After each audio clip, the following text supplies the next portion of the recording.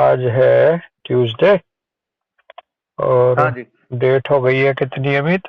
15 15 अप्रैल। 15 हाँ अप्रैल 15 अप्रैल हाँ 2025। और हम पढ़ेंगे आज जीएनएम। हमारा चैप्टर चल रहा है कोलन, और कोलन में पेज नंबर 202 पे फ्लैचुलेंस करेंगे। फ्लैचुलेंस, हाँ जी, इसके बाद फ्लैचुलेंस। कॉन्स्टिपेशन है। ये दो टॉपिक बच रहे हैं इसमें। हम्म तो हम्म हम्म, फ्लैचुलेंस को लेके कह रहे हैं कि every digestive process results in the production of internal gas. Every digestive process results in the production of intestinal gas. Digestive process जो है प्रत्येक, उसका परिणाम ये निकल के आता है कि इंटरनल गैस का प्रोडक्शन होता है उसमें। However, most of it diffuses into the circulatory system and is expelled through the lungs. हालांकि इसका बहुत बड़ा भाग जो है वो डिफ्यूज हो जाता है सर्कुलेटरी सिस्टम में, और जो कि लंग्स के द्वारा एक्सपेल्ड आउट हो कर दिया जाता है, एक्सपेल्ड हो जाता है। Flatulence denotes an excess of intestinal gas exceeding 0.5 to 1.5 litre per day. According to GNM, flatulence जो है ये डिनोट करती है एक एक्सिस ऑफ इंटेस्टाइनल गैस को, और ये 0.5 से लेकर के 1.5 लीटर पर डे भी बनती है। पॉसिबल कॉजेज हैं incorrect nutrition, toxification, general sympathicotonia, impaired function of the small intestine और कोलन, और एक है पैंक्रियास, नहीं, हाँ पैंक्रियास और पैनक्रियाज लीवर। और हाँ लीवर। हाँ, ये इधर का पार्ट इसी का है। तो पॉसिबल कॉजेज में सबसे पहले इनकरेक्ट न्यूट्रिशन, अमित शर्मा भाई।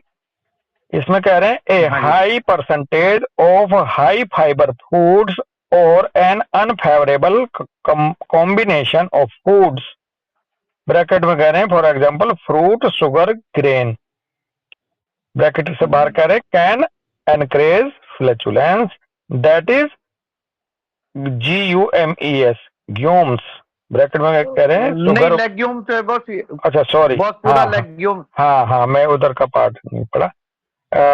एनकरेज फ्लैचुलेंस लेग्यूम्स, ब्रैकेट में कह रहे हैं sugar molecule, rhamnose and stachyose, stachyose cause a definite rise in gas production।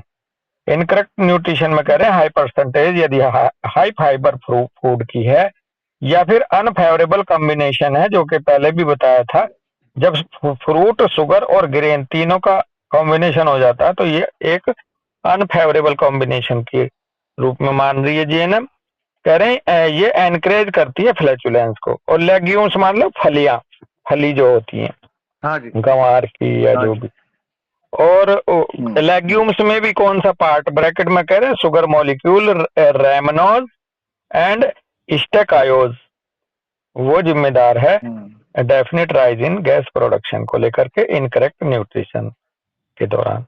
Next है तो पॉइंट है toxification due to an antibiotics and other chemotherapeutics, double dot लगा कह रहे हैं damage of the intestinal flora goes to incomplete digestion. This situation goes to fermentation and finally stage आती है flatulence. तो एंटीबायोटिक की वजह से जो इंटेस्टाइनल जो फ्लोरा हैं, जो सिम्बायोटिक उसमें रहते हैं, जो हेल्थ को वो करते हैं सपोर्ट, वो डिस्ट्रॉय हो जाते हैं, जिसकी वजह से डाइजेशन जो है वो इनकम्प्लीट रह जाता है, फर्मेंटेशन हो जाता है इसलिए फूड का, फिर वो फ्लैचुलेंस में कन्वर्ट हो जाता है। नेक्स्ट है impaired functioning of the small intestine और कोलन। स्मॉल इंटेस्टाइन और कोलन का जो जनरल, अच्छा जनरल सिंपैथिकोटोनिया रह गया सर। हाँ, तो जनरल सिंपैथिकोटोनिया में कह रहे हैं अमित भाई gas in combination with diarrhoea. Okay, अगर गैस के साथ डायरिया हो रहा है या डायरिया के दौरान गैस भी है, तो ये जनरल सिंपैथिकोटोनिया का संकेत है। कह रहे हैं इसको आगे, साइन ऑफ ए जनरल सिंपैथिकोटोनिया। तो इसका मतलब जो है अमित भाई, ये एंटीसिपेटरी डायरिया में गैस भी पास होती होगी जरूर। वो है जो जी? वो बस हम लोग उस दिन बात कर रहे थे ना, क्रोटन टिक की है, जो गैस के साथ डायरिया हो रहा, फटफट और वो हाँ हाँ उस तरह की जो भी आ रही है, हाँ जहां भी गैस्ट्रिक डायरिया, तो एंटीसिपेटरी मेडिसिन हैं, वो सब सिंपैथिकोटोनिया वाली हैं। हाँ, देखो गैस कितने छोटे छोटे पॉइंट हैं जो हम लोगों के लिए बड़े, हमारे रूब्रिक्स में, हमारे मैथमेटिका में मदद करेंगे। अगर गैस के हाँ जी, साथ डायरिया है तो इसका मतलब सीधे सीधे बंदा एंजाइटी में है, सिंपैथिकोटोनिया में है। एंजाइटी। हाँ, ये हम्म छोटे छोटे हम्म पॉइंट हमें डायग्नोसिस की तरह से आगे बढ़ाएंगे। The passage of hmm food is accelerated. इस हम्म दौरान पासेज जो है फूड का वो एक्सेलरेट हो जाएगा, और ये कंडीशन जाएगी इनकम्प्लीट डाइजेशन में, क्योंकि तेज जल्दी जल्दी आगे को पास होएगा एक्सेलरेटेड, तो डाइजेशन प्रॉपर होगा नहीं। इनकम्प्लीट एयर रिजॉर्प्शन, और वो जो अभी पहले बताया है कि लंग्स के थ्रू मैक्सिमम फ्लैचुलेंस निकलती है, तो वहां पर वो रिजॉर्प्शन जो एयर का है वो भी इनकम्प्लीट रहेगा, तो इसलिए वो स्टूल के साथ पास होएगी फिर गैस। बहुत बढ़िया। इम्पेयर्ड फंक्शनिंग, नेक्स्ट पॉइंट है ये, impaired functioning of the small intestine और कोलन। स्मॉल इंटेस्टाइन या कोलन का जो फंक्शन है जब वो इम्पेयर हो जाए किसी वजह से, कह रहे हैं not enough air resorption due to degeneration of the intestinal mucosa, low resorption capacity. तो जो एनफ एयर का रिजॉर्प्शन नहीं हो पाता है क्योंकि वहां अगर डिजनरेट हो गई इंटेस्टाइनल म्यूकोसा, कोलन में, स्मॉल इंटेस्टाइन में, जिसकी वजह से ब्रैकेट में करें लो रिजॉर्प्शन कैपेसिटी हो जाती है इंटेस्टाइनल म्यूकोसा के डिजनरेशन की वजह से। According to doctor Hammer, intestinal gases help to expand the intestine so that the chunk can move further. देखो, गैस का यहाँ एक मदद भी, इंटेस्टाइनल गैसेज का एक फंक्शन भी, पॉजिटिव फंक्शन भी बता दिया है हैमर साहब ने। तो कह रहे हैं कि ये मदद करता है इंटेस्टाइन को एक्सपेंड करने में, ताकि जो चंक जो है इंटेस्टाइन में वो आगे को मूव कर सके। हाँ जी, हाँ, तो ये एबनॉर्मल चीज तो है ही नहीं गैस का बनना, तो नॉर्मल फिजियोलॉजी का, डाइजेस्टिव सिस्टम की ये हिस्सा है। हिस्टामिन और lactose intolerance can cause strong flatulence sometimes together with diarrhoea is equal to anger conflict. अगली इंडाइजेस्टेबल एंगर को भी कह रहे हैं कि जो पहले ऊपर जो है उसे देख सकते हो आप। तो हिस्टामिन या लैक्टोज इंटॉलरेंस अगर किसी को है तो उसकी वजह से भी स्ट्रॉन्ग फ्लैचुलेंस होगी, और कभी कभी तो साथ में डायरिया भी होगा, और इसलिए is equal to anger conflict. तो एंगर जब कॉन्फ्लिक्ट आएगा तो जाहिर सी बात है हिस्टामिनिक रिएक्शंस भी बढ़ जाती हैं बंदे की। और अगली इंडाइजेस्ट, वही बात है, हाँ मित्र, दोनों चीज आ जाए। Histamine means sensitivity, sensitivity hurt हो रही है कहीं ना कहीं, हिस्टामिन रिलीज इसीलिए हुआ है कि हाँ, भाई इरिटेबिलिटी, सेंसिटिविटी हर्ट हुई है, सेंसिटिविटी, बिल्कुल। इरिटेबल। हाँ और लैक्टोज इंटॉलरेंस, कोई भी इंटॉलरेंस यानी कि इंटॉलरेबल एंगर। हाँ, और देखो जो हिस्टामिनिक रिएक्शन जनरली हम अर्टिकेरिया में देखते हैं हमें, तो उसमें हीट निकलती है, लाल होता है, तो उसको इरिटेशन एंगर का वो माना जाता है। तो इसलिए यहाँ एंगर कॉन्फ्लिक्ट उधर से भी जाके जुड़ गया, हिस्टामिनिक रिएक्शन से भी। बस ये शायद कोई मानसी बिटिया है, कुछ कहना चाह रही है डॉक्टर मानसी कौन है? हाँ बताओ। वो हैंड रेज हो रहा है उसका बार बार। ओके, मानसी, मानसी पहली बार आई है? पता नहीं, मानसी लिखा हुआ है, वो हैंड रेज या तो वैसे ही दब गया था। चलो, अच्छा, वैसे मानसी है कौन? हेलो मानसी, अपना परिचय दो बेटा। नमस्ते बॉस। नमस्ते। नमस्ते। आप कौन से? मैं हाँ, केजीके से हूँ। बैच? अच्छा, बैच 2019। 2019। ओके, तो बेटे आप पहली बार जुड़े हो या मान लो पहले से हो? नहीं सर, पहले से ही हूँ। गुड गुड गुड, चलो बहुत अच्छे। कोई क्वेरी तो नहीं है बेटा आपकी? नहीं सर। चलो, तो इसमें फ्लैचुलेंस वाले टॉपिक में कह रहे हैं, अब therapy for the flatulence depending on the pancreas cause. और लीवर और हाँ अच्छा, वो रह गया, पैन बातों में लग हाँ गए। हाँ पैंक्रियाज और लीवर पॉइंट और है जो फ्लैचुलेंस का कारण बनता है, वो किस रूप में शामिल है, वो कह रहे हैं टू लिटिल पैंक्रियाटिक जूसेस और bile goes to incomplete digestion which goes to fermentation. This condition goes to flatulence is equal to anger conflict with family members, the battle for the chunk, inheritance or starvation, existence conflict, territorial anger और identity conflict। तो कई सारे जुड़ गए अमित शर्मा आज तो। ये अगर पैंक्रियाज और लीवर के साथ प्रॉब्लम है तो जाहिर सी बात है लिटिल पैंक्रियाटिक जूस सिक्रीट होएंगे, इनकम्प्लीट डाइजेशन होगा। और मजे की बात यहाँ है कि इसमें आपका जुड़ गया anger conflict with family member, battle for the chunk, inheritance.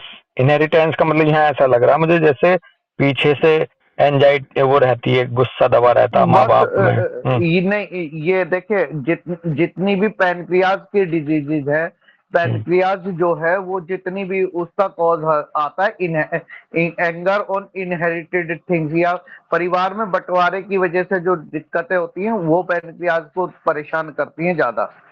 Pancreas का जहां भी आपने देखा होगा तो ये इनहेरिटेंस वो वाली इनहेरिटेंस है कि जो पैतृक संपत्ति का गुस्सा है उसकी वजह से पैनक्रियाज दिक्कत करता है। और ये देखो हमारे पास फिर वही बात आ गई, बहुत छोटी छोटी सी जनरल चीजों से अगर हम लेके शुरू करेंगे तो भाई इस आदमी को गैस क्यों बनती है, तो इसमें आई सबसे पहले इनकरेंट न्यूट्रिशन और टॉक्सिफिकेशन, तो चाहे एक तरह से फिजिकल कॉजेज कह सकते हैं, लेकिन साथ में है सिंपैथिकोटोनिया। अब वो कहते हैं ना ये जल्दी जल्दी खा रहा है, आदमी जल्दी जल्दी खाता है, जो हमारे को कहा जाता है खाने को आराम से चबा चबा के खाया जाए। जब वो जल्दी जल्दी खाता है तो अच्छे से डाइजेशन नहीं होता, तो लेकिन जल्दी जल्दी क्यों खा रहा है, क्योंकि उसको वो सिंपैथिकोटोनिया की उसमें रहता है, एंजाइटी एंटिसिपेशन में, जल्दी खाऊं यहाँ से जाऊंगा, जल्दी करूं ऐसे करूंगा।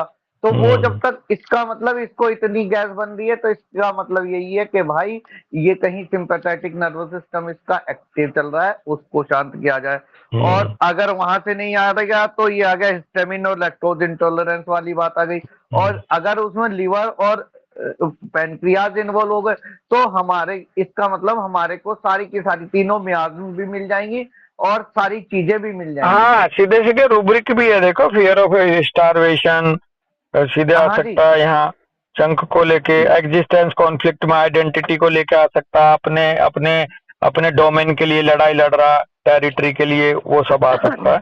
वो रूब्रिक सब आ जाएंगे इसमें, आइडेंटिटी कॉन्फ्लिक्ट के जुड़ जाएंगे डीप, है ना। तो थेरेपी में कह रहे हैं, थेरेपी फॉर द फ्लैचुलेंस में कह रहे हैं depending on the cause, cause के ऊपर डिपेंड करेगा। फॉर एग्जांपल डाइट चेंज करनी पड़ेगी, और इसमें पॉइंट कर रहे हैं मोमेंट्स ओब्लिक जिम्नास्टिक्स पे ध्यान दो, deep breathing so that the gas can be release. देखा जी, डीप ब्रीदिंग आनी चाहिए तो ताकि गैस जो है वो ज्यादा से ज्यादा रेस्पिरेशन के थ्रू रिलीज हो जाए। Hot full bath possibly the whole salt और मैग्नीशियम क्लोराइड ये होना चाहिए। टी में कह रहे हैं anise fennel melissa parsley linden blossoms Hildegard of Bingen में कह रहे हैं bay leaf cookie powder special recipe. Next point कह रहे हैं buildup of symbiotics with Omni Biotic Symbioflor 2 और EM करके जो इमरजेंसी मेडिसिन करके कुछ आया था वो, और swallow 1 teaspoon full whole mustard seeds यानी कि साबुत सरसों के दाने विद वाटर रेजिमेंट। ओके, ये भी मदद करता है सरसों साबुत। जियोलाइट पाउडर इंटरनली, ये जो है अकॉर्डिंग टू GNM मैनेजमेंट या थेरेपी बताई गई है फ्लैचुलेंस की। नेक्स्ट पॉइंट है अमित भाई कॉन्स्टिपेशन। इसका कॉन्स्टिपेशन में पॉसिबल कॉज कह रहे हैं टॉक्सिफिकेशन विद मेडिकेशन। नेक्स्ट कह रहे हैं diet that are low in fiber, low in vital substance. Next point कह रहे हैं active kidney collecting tubule SBS KCT constipation के लिए जिम्मेदार है। टू लिटिल एक्सरसाइज कॉन्स्टिपेशन के लिए जिम्मेदार हो सकती है। जनरल वैगोटोनिया हो सकता है जिम्मेदार कॉन्स्टिपेशन के। इंटेस्टाइनल मस्कुलेचर भी इसमें इन्वॉल्व हो सकते हैं कॉन्स्टिपेशन के लिए। थायराइड भी हो सकती है इसमें शामिल, पैराथायराइड भी हो सकती है, और इलियस यानी कि ब्लॉकेज ऑफ इंटेस्टाइन भी जिम्मेदार हो सकता है। तो बहुत अच्छी सी चीजें देखो, थायराइड और पैराथायराइड भी कॉन्स्टिपेशन से निकलेंगी। तो इसमें पहला पॉइंट हम पढ़ते हैं, टॉक्सिफिकेशन विद मेडिकेशन में कह रहे हैं misuse of laxatives, sleeping pills, tranquilliser, antacid, iron preparation, diuretics, blood pressure medication, anti Parkinson's disease medication, anti epileptic drug medications for bladder incontinence and morphine bracket में कह रहे हैं paralyse the colon due to permanent contraction of the longitudinal muscles in the intestine. तो काफी अच्छे अच्छे इसमें point दिए हैं। देखो अगर लैक्सेटिव का मिक्स यूज कर रहा हो, नींद की देखो कुल मिला के एक भाव यह आ गया अमित शर्मा कि अगर बॉडी को कोई वैगोटोनिया में ले जाने वाला पदार्थ हो जबरदस्ती का, हाँ जी, हाँ, जैसे कि एंटासिड, वो आपको कॉन्स्टिपेशन की तरफ वो स्लो कर देगा आपके इंटेस्टाइन के पेरिस्टाल्सिस को। ट्रैंकुलाइजर्स है, एंटासिड है, आयरन प्रिपरेशन है, डायरेटिक्स में सेकेंडरी एक्शन आएगा उसका इंटेस्टाइन का, वो ज्यादा आप उसे हल चलाओगे तो वो रेस्पॉन्स में और धीमी पड़ जाएगी। ब्लड प्रेशर मेडिकेशन के लिए भी है। देखो अगर ब्लड प्रेशर को उधर रोक रहे हो तो ब्लड प्रेशर की जो ये वो है हार्ट की जो सिस्टोलिक और डायस्टोलिक जो है ये आपके पेरिस्टाल्टिक मूवमेंट के पैटर्न पे ही काम कर रही हैं। तो इसलिए ब्लड प्रेशर के मेडिकेशन को अगर दे रहे हैं तो वहां भी ये शामिल हो जाएगा slowness of intestine. Parkinson disease के लिए अगर मेडिकेशन कंट्रोल करने के लिए दे रहे हैं एंटी एपिलेप्टिक, एंटी कन्वल्सिव मान लो, और मेडिकेशन फॉर ब्लैडर इनकॉन्टिनेंस यानी कि पेशाब रोकने वाली, जो पेशाब निकल जाता है उसको रोकने के लिए है। हाँ जी, हाँ, तो देखो फिर वो उधर भी रुक जाता है, वो इंटेस्टाइन में भी काम करती है। यानी कि एक जगह के पार्ट को आप छेड़ोगे तो बॉडी के दूसरे उसी टाइप की प्रक्रिया में शामिल पार्ट भी शामिल होते हैं। हम कहते हैं साहब हमने तो केवल वो लिया था आपका यूरिन के लिए ली थी, लेकिन आंत पे क्यों असर आया।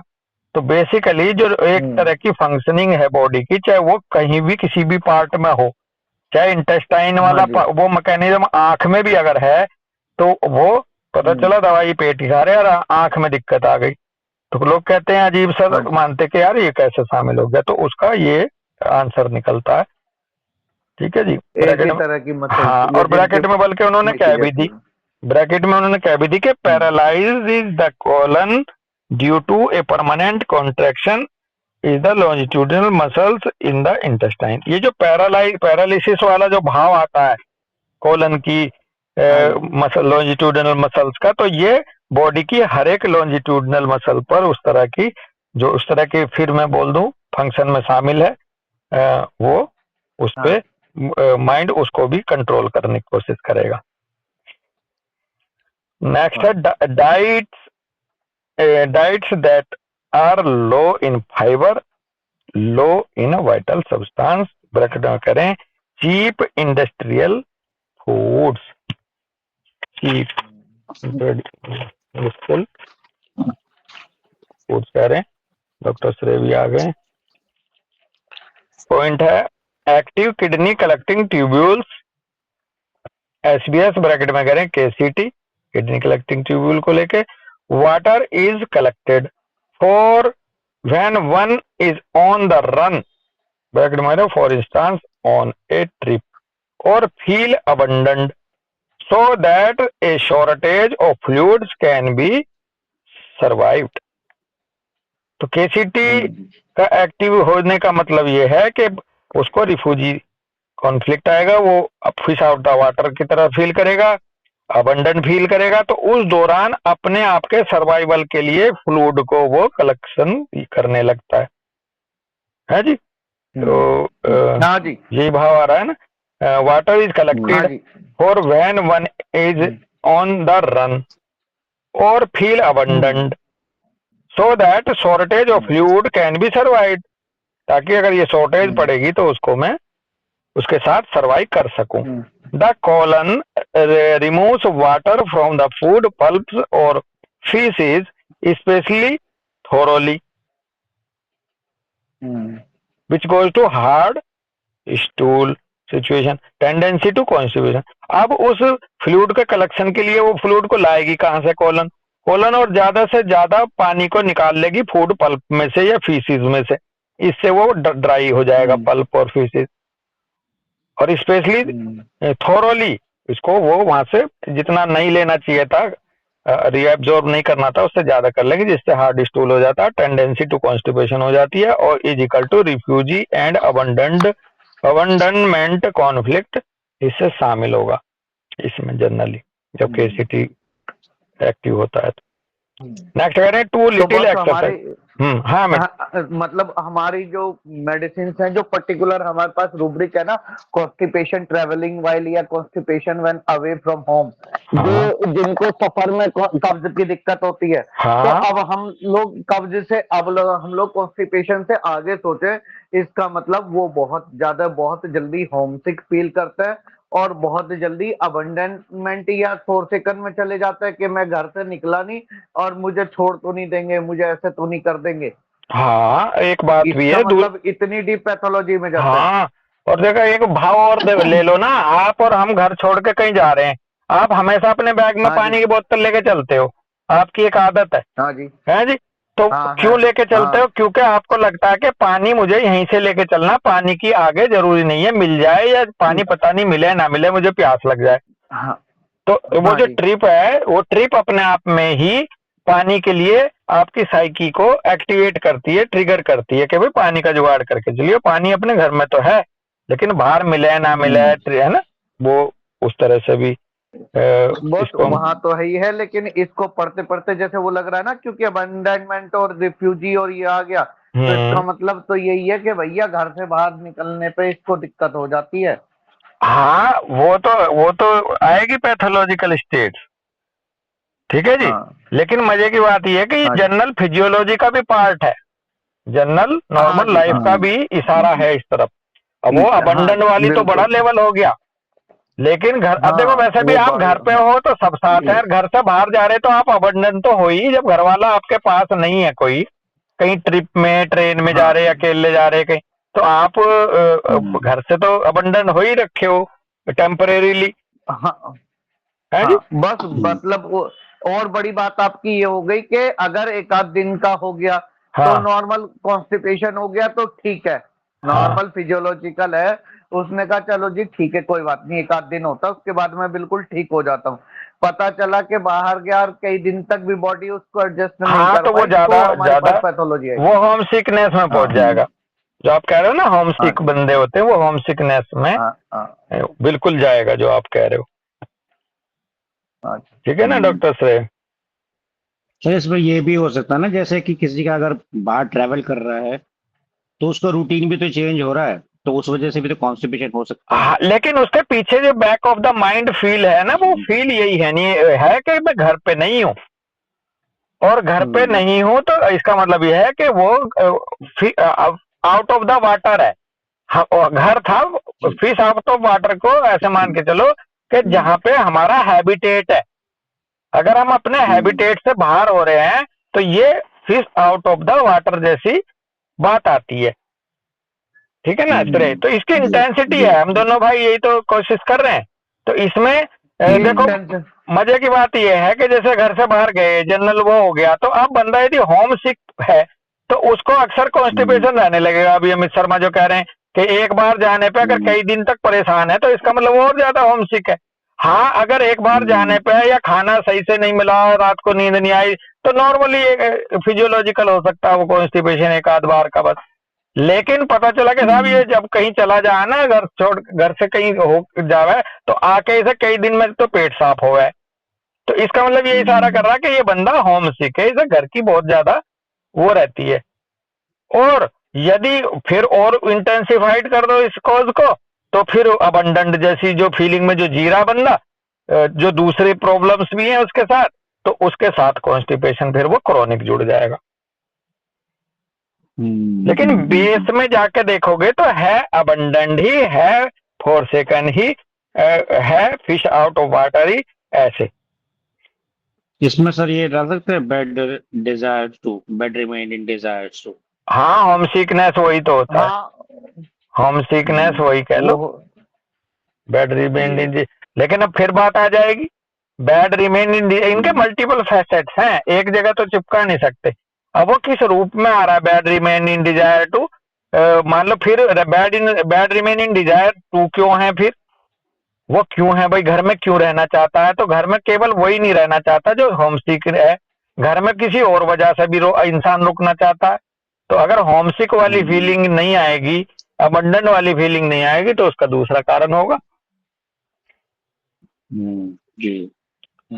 तो कह रहे हैं too little exercise, a well functioning intestinal peristaltic is dependent on sufficient exercise. Well function करने के लिए इंटेस्टाइनल पेरिस्टाल्टिक मोमेंट को एक सफिशिएंट एक्सरसाइज की जरूरत होती है, उस पर निर्भर होता है। This is not just because of a mechanism in the colon itself, rather it is linked to the 11th brain nerve accessorius। देखो क्या गजब का पॉइंट निकला, ना केवल ये आपके मैकेनिज्म ऑफ कोलन से ही जुड़ा है, बल्कि ये जुड़ा है, इसका लिंक जो है 11th ब्रेन नर्व से भी है, नर्व एसेसोरियस से।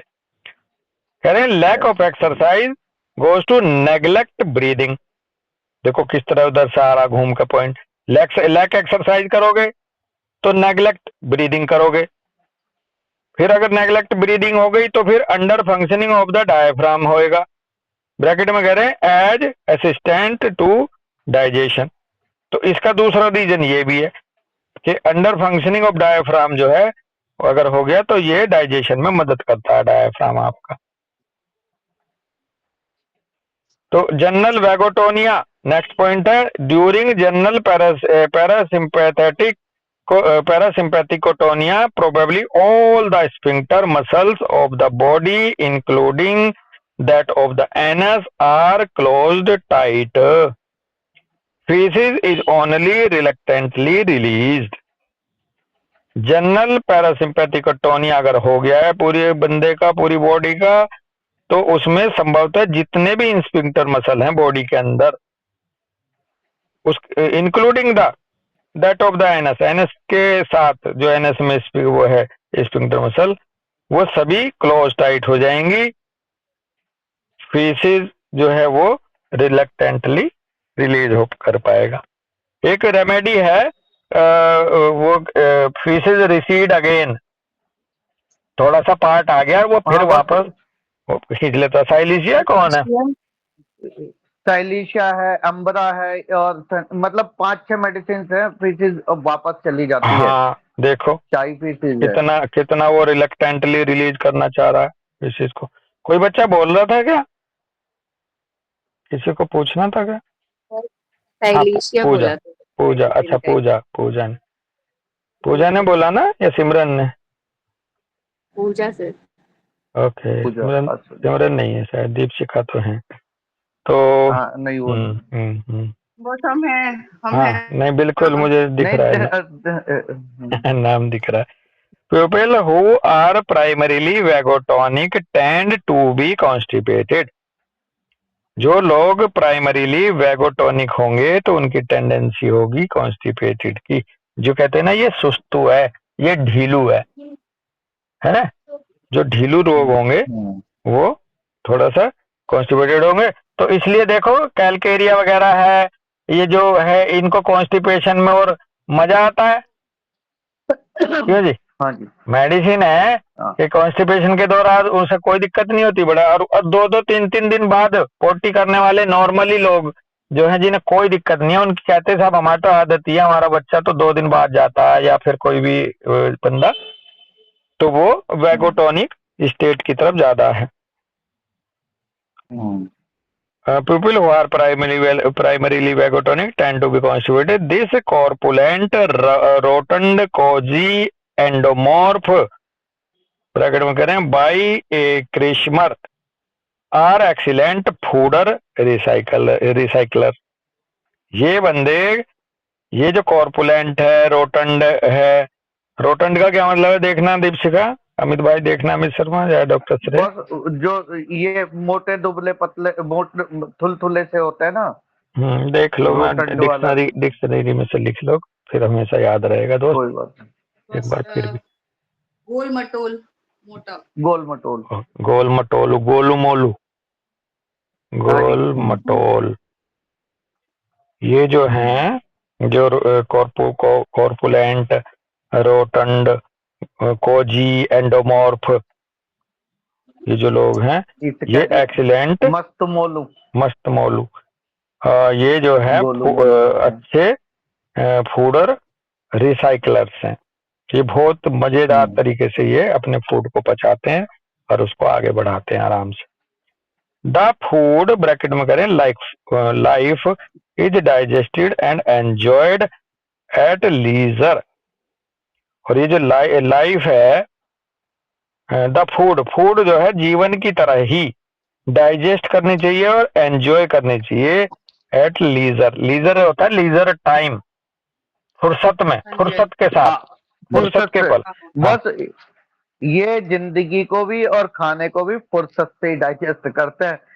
मस्ती में रहते, सिंपैथेटिक में जाते नहीं, अधिकतर आराम से, हाँ ठीक है यार, हो जाएगा, चलो हो जाएगा, मस्ती से हो जाएगा। तो ये खाना भी और जीवन की तरह खाने को भी ये डाइजेस्ट करते हैं और एंजॉय करते हैं फुर्सत के साथ। थेरेपी में कह रहे हैं लुकिंग फॉर चैलेंजेस, जैसे जैसे चैलेंज आएंगे वैसे वैसे आपकी थेरेपी होगी। नेक्स्ट है इंटेस्टाइनल मस्कुलेचर। इंटेस्टाइनल मस्कुलेचर कैसे जिम्मेदार है? Constipation of the conflict active stage. Conflict active stage में कॉन्स्टिपेशन जो मिलता है उसमें इंटेस्टाइनल मस्कुलेचर का रोल बता रहे हैं। In conventional medicine this is often diagnosed as a paralytic ileus. Conventional medicine में अक्सर इसको डायग्नोज कर दिया जाता है कि ये पैरालिटिक इलियस है। It is usually found in combination with an SBS of secretory and absorptive quality. अक्सर इसमें SBS मिलेगा secretory या absorptive quality के साथ, और ये सिचुएशन आगे बढ़ती है conflict of not being able to dislodge or expel a stuck chunk. तो इसमें ये ऐसे जुड़ेगा, secretory absorptive की conflict बनेगा कि वो सक्षम नहीं है डिसलॉज करने में या एक्सपेल करने में, जो स्टक हुआ चंक है उसको, वहां इंटेस्टाइनल मस्कुलेचर जिम्मेदार होगी उसके पीछे उस रूप में। नेक्स्ट कह रहे हैं thyroid. Hanging healing condition following hanging healing. क्या बात है, हैंगिंग हीलिंग कंडीशन जो है उसके साथ ही हैंगिंग हीलिंग होगा। मैं एक पॉइंट यहाँ थोड़ा क्लियर कर दूं क्योंकि शब्द के साथ बहुत सटीक आया। अभी हमारे बीच में एक बात हो रही थी, वो कंफ्यूजन में ना रहें। अभी डॉक्टर सिमरन नहीं है, हालांकि यहाँ दीपशिखा, आज उसका बड़ा अच्छा सा सवाल था। एक दिन चर्चा में बातों में हमारी बात ये हो गई थी कि जैसे कि लंबर रीजन की वर्टिब्री इन्वॉल्व है तो वो एक SBS पूरा कर रही है, फिर डोर्सल रीजन की है तो दूसरा कर रही है, लेकिन ऐसा नहीं है बेटे। वो हैंगिंग कॉन्फ्लिक्ट में पड़ा, वो बंदा वो हैंगिंग कॉन्फ्लिक्ट में पड़ा है और उसका हीलिंग एंड में नहीं हुआ है, एंड नहीं हुई है उसकी हीलिंग, तो पक्का हैंगिंग कॉन्फ्लिक्ट का केस है वो। तो अगर एक पोर्शन बॉडी का, स्पेशली एक ही टाइप का टिश्यू, हाँ अगर वर्टिब्री के साथ लंग भी इन्वॉल्व हो गए बोन के साथ और लीवर भी इन्वॉल्व हो गया, तो ये फिर हो गए 3 अलग अलग तरह के SBS, अलग अलग SBS। हाँ। लेकिन ये जो लंबर स्पाइन को लेके हमारी उस दिन जो टॉक हुई थी उसमें करेक्शन की जरूरत है, उसमें ऐसा बिल्कुल भी नहीं है। उसमें हैंगिंग हीलिंग में पड़ा है बंदा और हीलिंग का एंड नहीं हो पा रहा। ठीक है जी, तो इसलिए मुझे याद आ गया अमित भाई। यहाँ थायराइड में कह रहे हैं hanging healing condition following hanging healing की। Too little of the thyroid hormone thyroxine results in a lack of drive and slow metabolism. This goes to sluggish colon is equal to conflict of not being able to grasp or expel something because of being too slow. देखो thyroid चूंकि BMR बढ़ाती है, BMR को control करती है, बढ़ाती का मतलब बीएमआर को कंट्रोलर है ये। बीएमआर कंट्रोल बीएमआर का रोल होता है आपके उससे कि आपकी ड्राइव कैसी है, आप कैसे बढ़ते हो अपने काम को लेके। तो अब मजे की बात है कि अगर थायराइड का हैंगिंग हीलिंग है तो ये कंडीशन करेगी हैंगिंग हीलिंग को, और too little of the thyroid hormone thyroxine का होना ये परिणाम होगा कि बंदे के अंदर लैक ऑफ ड्राइव होगा, उसमें जिंदा दिली एंथुजियाज्म या चल भाई चलो करते हैं, या उसका ड्राइव, उसमें किसी काम को करने की ललक वो कम होगी, थर्स्ट कम होगा, एंड स्लो मेटाबॉलिज्म, और उसका मेटाबॉलिज्म भी फिर उसी के अनुकूल साथ साथ स्लो होएगा, जो के आगे बढ़ेगा स्लगिश कोलन में, कोलन को स्लगिश कर देगा। और इसके पीछे कॉन्फ्लिक्ट निकलेगा अमित भाई, conflict of not being able to grasp और expel something because of being too slow. कोई बंदा ये मान के बैठ गया कि यार तेरे बस की ना आएगा, तुझसे ना हो पाएगा, मुझसे ना हो पाएगा भाई, तो मुझसे ना हो पाएगा में लैक ऑफ ड्राइव आ गई और साथ में मेरा मेटाबॉलिज्म भी स्लो हो जाएगा भाई। तो बंदा डाउन हुआ तो उसकी फिजियोलॉजी भी डाउन होने लगी। ठीक है, तो ये था थायराइड का। पैराथायराइड ग्लैंड कैसे जुड़ती है कॉन्स्टिपेशन से? पैराथायराइड ग्लैंड कह रहे हैं conflict active phase of hanging conflict, conflict active phase होगी यहाँ पर हैंगिंग कॉन्फ्लिक्ट की, हैंगिंग कॉन्फ्लिक्ट की भी active conflict active phase. An overly high parathyroid hormone level can cause constipation. Overly high parathyroid hormone जो है ये लेवल, ये भी कॉन्स्टिपेशन का कारण बनता। तो पैराथायराइड तो बनेगी ओवरली हाई के जाके, और थायराइड बनेगी लोअर साइड जाकर, अगर कम है। हाँ, कम साइड जा रहा तो थायराइड, और हायर ओवरली हाई साइड जा रहा तो पैराथायराइड हार्मोन बनेगा, ग्लैंड बनेगी जिम्मेदार। नेक्स्ट है, लास्ट है पॉइंट इसका, इलियस या ब्लॉकेज बाय ए ट्यूमर और ट्विस्टेड इंटेस्टाइन, इसको वॉल्वुलस भी बोलते हैं। कॉन्फ्लिक्ट एक्टिव फेज और हीलिंग फेज में ये मिल सकता है, कॉन्फ्लिक्ट एक्टिव फेज में भी मिल सकता है ये ब्लॉकेज, इलियस का मसला शामिल हो सकता है, और हीलिंग फेज के रूप में भी। एक्यूट कॉन्स्टिपेशन यदि है, पॉसिबली विद पेन भी है, वोमिटिंग ऑफ फीसिस अगर है क्या बात है, एक्यूट को होना चाहिए कॉन्स्टिपेशन को, संभवतः दर्द जरूर होना चाहिए, और उल्टी हो फीसिस की, पोटी की उल्टी हो, equal to anger conflict, indigestible anger conflict, ये जुड़ेगा एंगर कॉन्फ्लिक्ट से, यानी कि इंडाइजेस्टेबल एंगर कॉन्फ्लिक्ट। थेरेपी में कह रहे हैं कॉन्स्टिपेशन की, depending on the cause, physical exercise, oblique spot in order to stimulate the colon, especially effective endurance running and after that gymnastic, making a sharp distinction between resting and active phases। मतलब clear cut distinction रखो, जब आराम करना हो तो आराम करो, जब एक्टिव रहना तो एक्टिव रखो, ऐसा नहीं ना तो एक्टिव हो ना रेस्टिंग में। So that both sympathicus and vagus come to full fruition, fruitful हो। अगर कहना work while you work, play while you play, जब सिंपैथिकोटोनिया में जाना है तो पूरी तरह से जाओ, जब रेस्ट में जाना है तो पूरी तरह से रेस्ट में जाओ।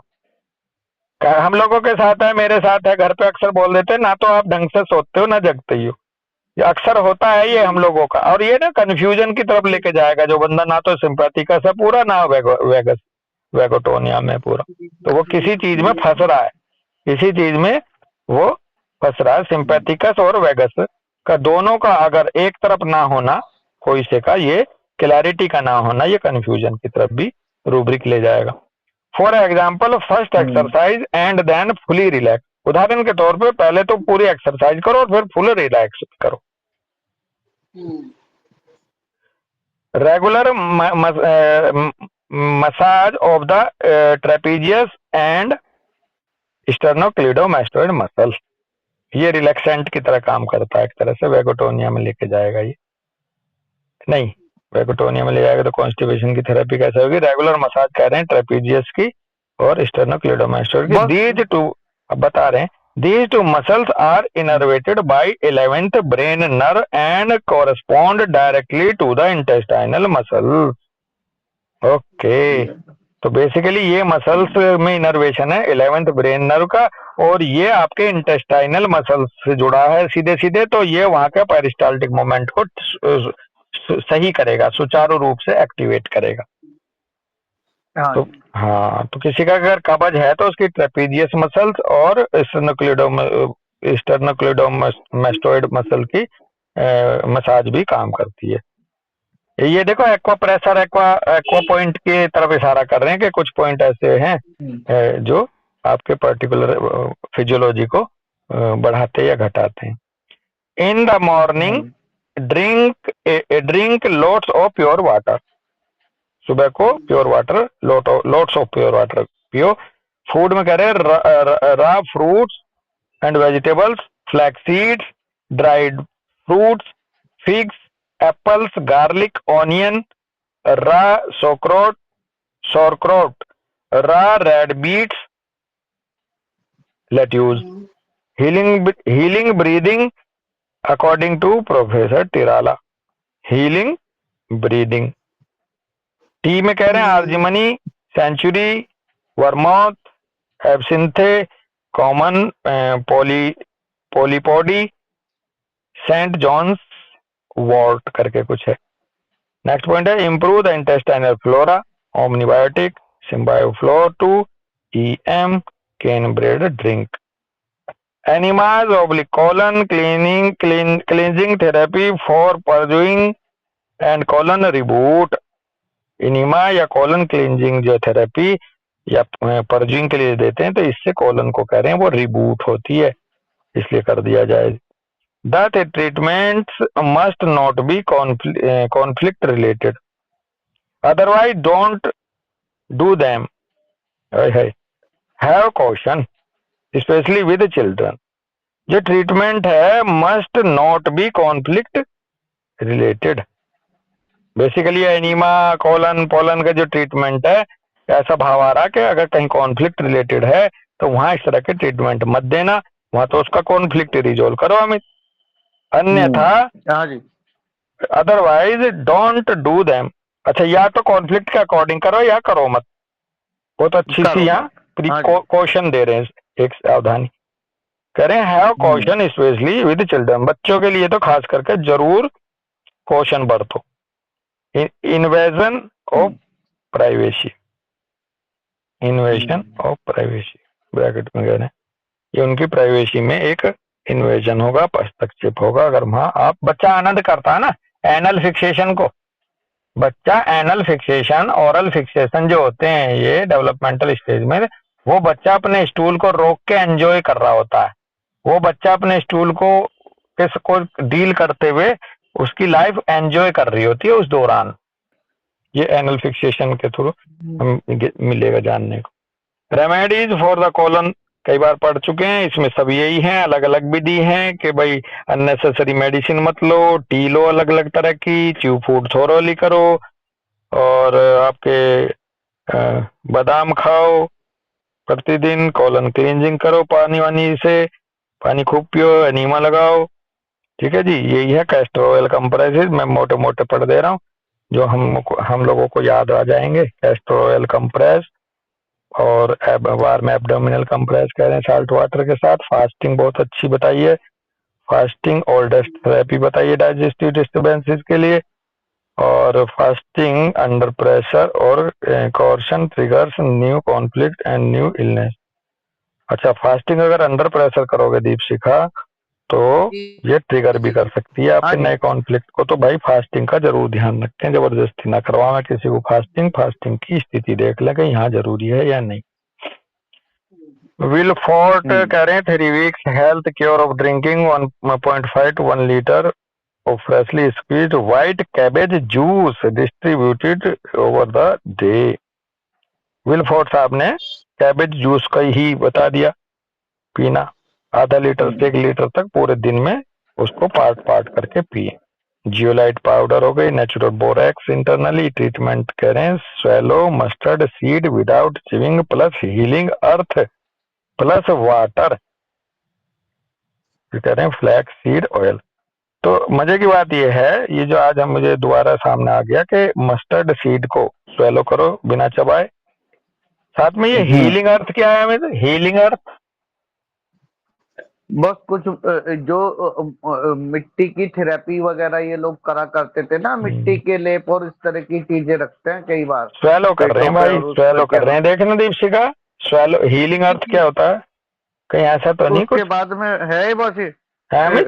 मस्टर्ड स्वीट, बस मस्टर्ड स्वीट करो और हीलिंग अर्थ करो और पानी लगाओ। अच्छा, तो एक प्लस कह रहे हैं, मिनट, अच्छा अलग अलग कह रहे हैं कि वो करो अलग फिर अलग है बस। हीलिंग अर्थ। अच्छा वो मड मड थेरेपी है। हाँ मड थेरेपी वही करो ना। निकल आएगा। निकाला दीपशिका फिर जी भी। जी बस इसमें तो कुछ जगहों के नाम बता रहे हैं जहाँ जहाँ पे हीलिंग अर्थ थेरेपी होती है। हाँ फिर वो ये वो जो भैया ने बताई है, बस मैं तो कंफर्म करता हूँ ताकि हमें जरा सा भी डाउट ना रहे। अमित ने बहुत अच्छा भाव दिया और जगह जगह अलग अलग है, और एक आध का बताओ और थोड़ा प्रोसेस और बता दो तो और मजा आ जाए। बस वही देख रहे हैं थोड़ा। प्रोसेस ऑफ हीलिंग अर्थ डालो गूगल पे, कोई और बच्चा भी डालो भाई, पूजा है, रिया है, प्रशांत है, डॉक्टर प्रीति जी हैं।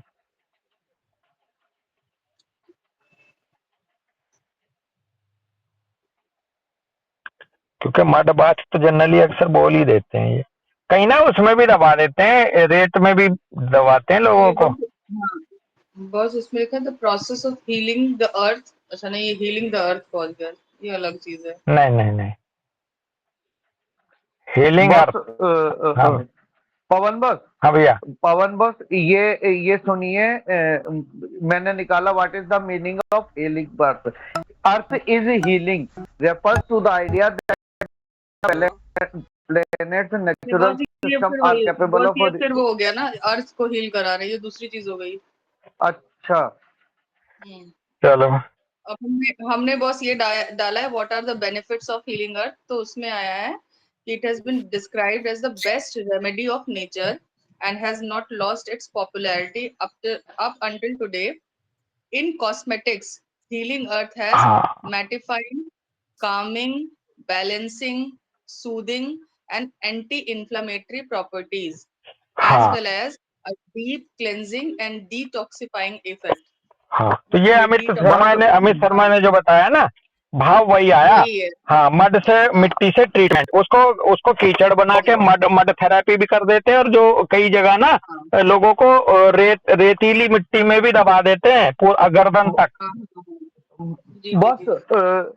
एग्जैक्टली तो मेरे को याद नहीं है, लेकिन हाँ वही बात है, श्रीमद् भागवत गीता में भी भगवान ने जो स्नान बताए ना, मृदा स्नान, हमारे को कई तरह के इसको कहते थे सुगंधित द्रव्यों से या सुगंधित मिट्टी से। मैंने कहा ना, रेत का स्नान, कीचड़ का, और ये क्या कहते हैं मुल्तानी मिट्टी का, हाँ और इस तरह की है ना, हाँ इस तरह के जो होते थे वो हाँ, होते हैं ये वो है ये। चलो अर्थ थेरेपी। चलो। जो कभी जो मस्ती में आप करते हो हम करते हैं, हाँ, वो हमारी अर्थ थेरेपी ही है। हाँ, गांव जाके जो करते हैं हम लोग, गांव जाके जो ट्यूबवेल के पास में या वो ये बिल्कुल बिल्कुल। है ना। ठीक है, यहीं हाँ। रुकते हैं दोस्त। और हाँ इसमें भैया। बताऊं, देखो वैसे में जो मेरे को पता है, जो ये रेतीली मिट्टी का अगर किसी को स्किन की वो है, तो रेतीली मिट्टी का वो स्नान बहुत बढ़िया इस तरह से होता है। अगर किसी के शरीर में गर्मी की दिक्कतें हैं तो उसको कराते हैं मुल्तानी मिट्टी का। और पोर्स खोलने के लिए, बेसिकली पोर्स खोलने के लिए तो रेतीली मिट्टी का स्नान बहुत अच्छा होता है। चलो चलो, वो हमारी बॉडी के सारे पोर्स को खोल देता है। हाँ गुड गुड। चलो ठीक है दोस्त, फिर रुके यहीं।